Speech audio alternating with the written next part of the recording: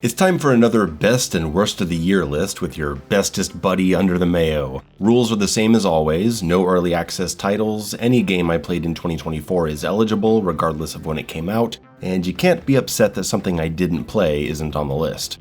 Who will get the coveted Golden RoboCop Head Award for Best Game I Played in 2024? And who will get the dreaded, stinky Murphy Pendleton Award for Worst?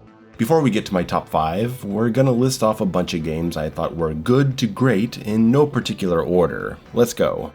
Number 1, Conscript.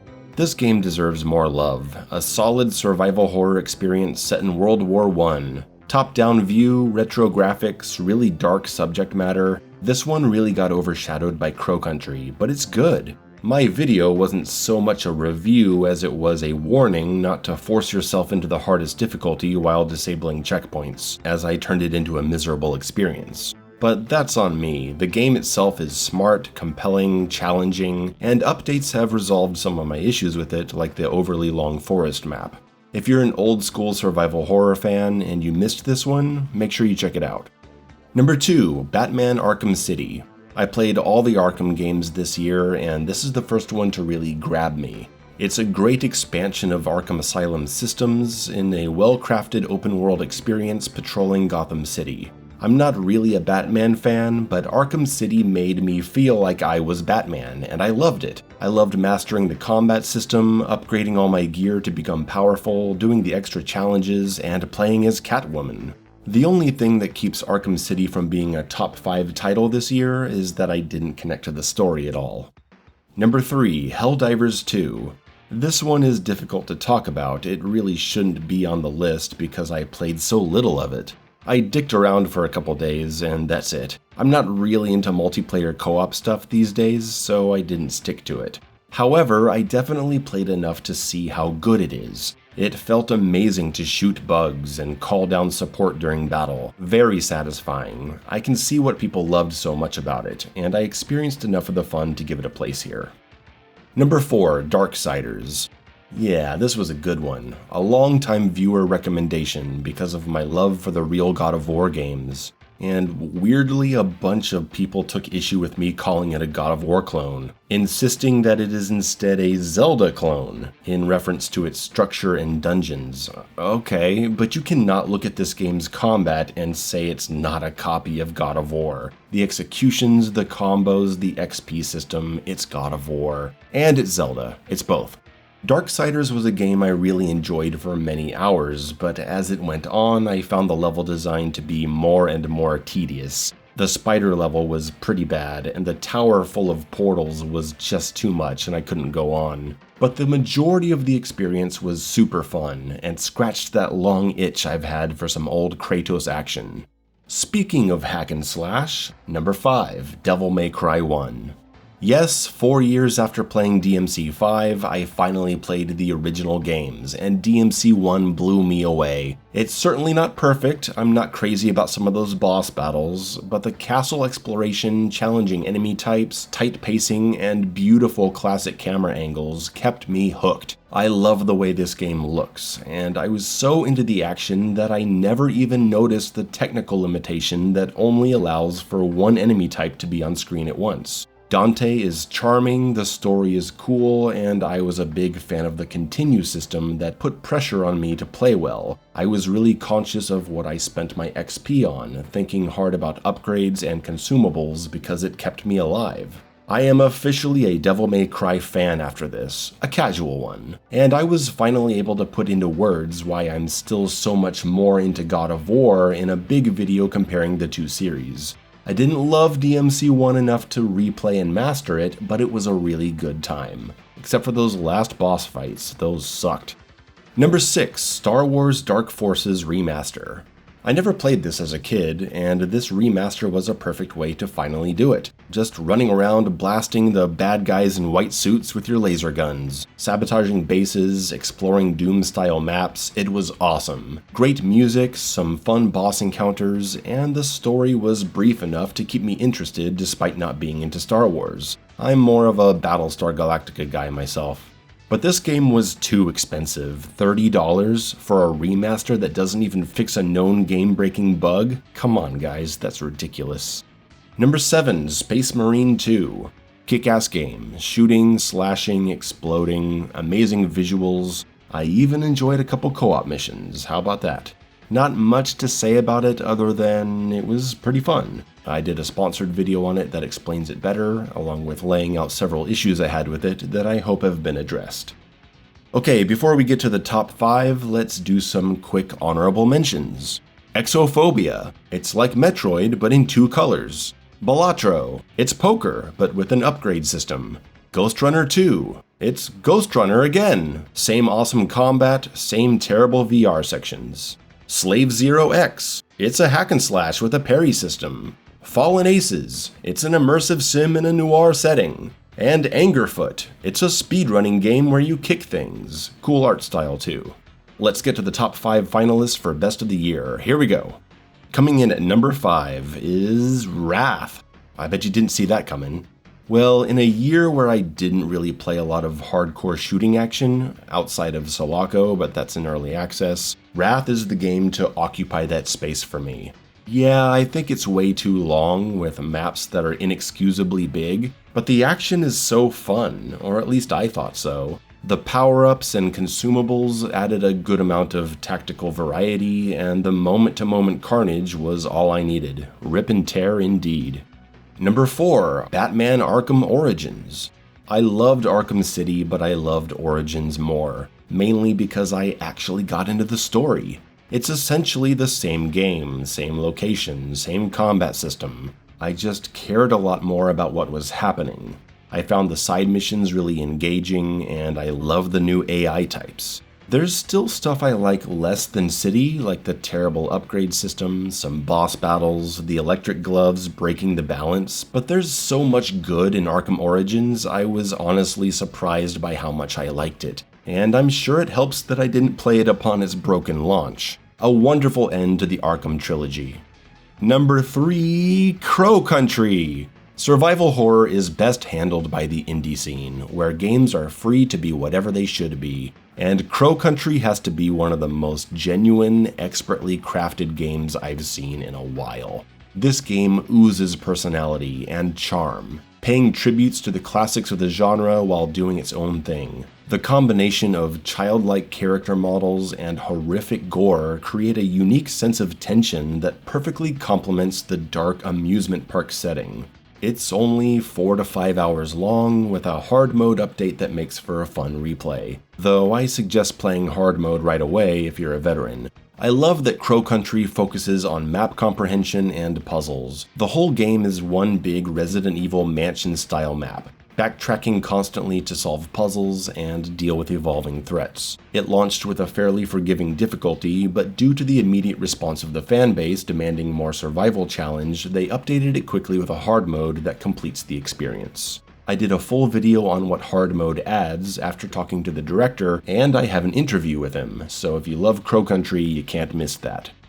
Number 2, Mullet Mad Jack. Hot damn, what a game. Seriously, what a game. I had no idea this was coming out. I got a review copy a week before, and I said this is one of the most fun games I've played in years. But it had some issues, some really bad bugs, some balance issues. I made a list and contacted the director. We got on a call and had a big discussion about what I found so we could fix stuff that slipped by. And he actually applied the exact values I suggested for challenge and insane mode, which is why there's a little thank you note in the game. God, I am so proud I was able to make an impact on this amazing game.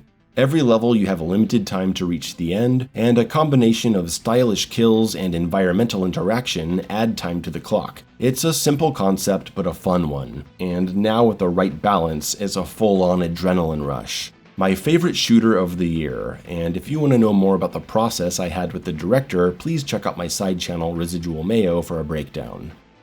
And now, number 1, the best game I played in 2024. Devil May Cry 3. Who saw that coming? I mean, my video on it is just as critical as it is positive. I have a lot of issues with the pacing and half the enemy types, and I used it a lot in my video about why I prefer the God of War series to Devil May Cry. But man, when this game is good, it's incredible. It's really hard, usually in a good way, and in these action games where combos and style are the focus, I deeply appreciate when they make me feel like I need to experiment and level up in order to progress. I was constantly finding new fun ways to approach combat encounters and boss fights, learning and improving. Yeah, my video lays out a great deal of issues I have with it, but the highs of DMC3 were so high that they were the most memorable of the entire year, and they truly made me appreciate what people love so much about Devil May Cry's action. Congratulations, DMC3, on winning the Golden RoboCop Award. You deserve it. And thank you to all the viewers for pushing me to finally play it. I can't wait to go to DMC4 and finally revisit DMC5. Okay, enough love, let's get to the hate. But before we do, a new category. The most disappointing game I played in 2024. It goes to Silent Hill 2. Because I'm not going to call it a bad game. I'm not so butthurt over it that I'm going to call it trash and say everyone who likes it isn't a true fan. There's actually a lot that I do like about this remake. The music integration, a lot of the visuals and environments, exploration and resource management, some of the puzzles, and a lot of the hidden artistic details that people will be uncovering for years to come. I loved it for the first 4 hours, but the main problem I have with it is the pacing. It's twice the length of the original game, which does no service to the story or the horror. The maps are bloated, full of busywork like breaking walls and pushing boxes and reaching into numerous video gamey button prompt holes. And while the original game certainly didn't have much enemy variety, that lack of variety is made much worse when you both double the game's length and create a more combat-centric gameplay experience that drags out fights against a much higher presence of enemies. Enemies that have a tendency to tank your hits, ignoring hit stun to hit you in bullshit ways. There's so much about Silent Hill 2 Remake that is tedious as a game. When I finished it, I had zero desire to ever play it again. I understand most of everyone loves it, and I'm truly happy for them. I get it, there's a lot of good in this game. But the bad outweighs it in my personal experience, and I'm just really disappointed.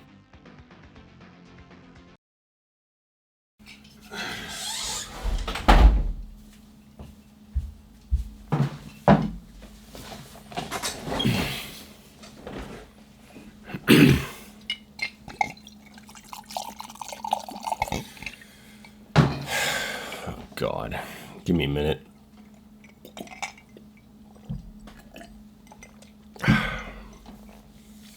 Here we go again. I know you guys are here for the worst list, and this year the bad games really took it out of me. Get ready to get angry. Put your fingers on that keyboard because you're gonna start typing. 6 games, no particular order, but the final game will be the worst. Number 1, Phantom Fury. The sequel to the excellent Ion Fury was hotly anticipated, but it was playable in 2023 and the reaction was not positive. It got delayed a few months, came out, and not only was it not ready, it just wasn't good. No amount of extra time would have fixed this fundamentally flawed mess. Review codes were sent out to all the FPS YouTube channels, mine included, and the reaction was almost universally negative. At times it feels like a game that doesn't know what it wants to be. It's got the most annoying weapon switch system I've ever seen, and it's just a chore to play. The bugginess at launch certainly didn't help either. Phantom Fury will be much more widely remembered in the indie FPS scene for the controversy that came after the first reviews came out, when leaked messages from the company's private Discord showed several people there talking crap about the YouTubers that gave the game a bad review, which is essentially all of them. I'm not going to repeat what they said because the insults aren't really the issue. Devs can think what they want about critics, and they should be able to talk about it without their private discourse being leaked. The real issue is the attitude that it exposed, that they think they actually made a great game, and anyone who doesn't like it is just being disingenuous or they're stupid. That's the concerning part in all of this. I certainly won't be receiving any more review codes from them. Number 2, Alone in the Dark. It hurts deep when a survival horror game fails. It's my favorite genre, and when I see it get screwed up like this, I get upset. It has combat that only occurs in linear sections, which removes the fight-or-flight decision-making. It has a poorly tuned dynamic resource system that never lets you feel underpowered, and it has some of the worst puzzles I've seen in years. My review of Alone in the Dark is one of my longest of 2024, and half of it is on how bad the puzzles are. That's one of my favorite moments of the year. Go watch the puzzle rant from that video. It's fun if you like to hear me get upset. Alone in the Dark also has a boring-ass protagonist, and a tedious way of delivering all of its story through long notes, of course. It's a slog, later levels suck, and the melee weapons are all the same. I don't recommend it. Number 3, Batman Arkham Tank Simulator. It's actually shocking how bad this game was. After playing Asylum and City, I was assured by so many that Night was the biggest and bestest. Little did I know that literally the entire game was a tank combat simulator. I thought this was supposed to be a Batman game. Why am I driving around in this tank shooting other tanks all day? I couldn't do it. I played it for about 2 days, and then I gave up. Definitely the most obnoxious experience of the year. But thankfully, the fan base is really cool and didn't overreact to my opinion on it.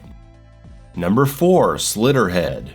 Ooh, this one was bad. A lot of the time, even when I think something is bad, I can at least see what other people like about it. This is not one of those cases. Slitterhead is baffling to me. It doesn't look good, you're running through the same few maps over and over, fighting the same stupid enemies over and over, and is broken up by long dialogue scenes with no voiceover like they just ran out of money.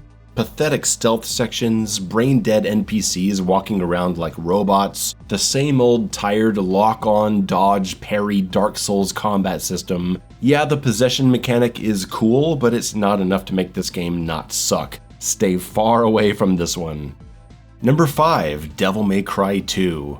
What can I say that hasn't already been said about Devil May Cry 2? It's a disaster. A game so bad it's legendary. Defenders of DMC2 are as rare as defenders of RoboCop 3. DMC2 is not finished, being forced out into the world to be ridiculed. AI that just stands there waiting to die, bosses that fly so far out of reach you can only damage them with your pistols. It's awful. When DMC as a franchise gets accused of being a button masher, this is what people really imagine. This crap. I can't even be upset about it, it's just sad. The replacement director that got brought in to save this mess couldn't fix it soon enough, so he just got this. Thankfully, he redeemed himself for DMC 3. Devil May Cry 2 is a game so bad it has to be seen to be believed. One of the few terrible games I actually recommend playing, just so you know the truth. And finally, the worst game I played in 2024, winner of the Murphy Pendleton Award for Awfulness, it's Silent Hill: The Short Message. A game that makes me sincerely hope that all the people who comment if Mayo doesn't like something it must be good actually went out and played this crap. This is the first time I've felt embarrassed for everyone involved in a video game. I'm embarrassed for the creators, for the reviewers, I'm embarrassed for the players. I feel bad that my PlayStation controller used up some of its battery life to play this video game. It's really not a game, it's a 2-hour walking sim through a haunted house where you follow an insufferable protagonist crying about how she doesn't have enough followers on Instagram. Yes, we've gone from cults making child sacrifices and husbands mercy killing their sick wives to the woes of a lack of social media popularity. It's the most cringe thing I've ever seen. The entire game is walking around, reading notes and seeing flashbacks, occasionally running away from a monster in a dark hallway until it ends. I don't care that it's free, it's an official Silent Hill release, the first in 12 years, so this is how 1 million people got to experience their first trip into the Silent Hill franchise. I feel awful for them.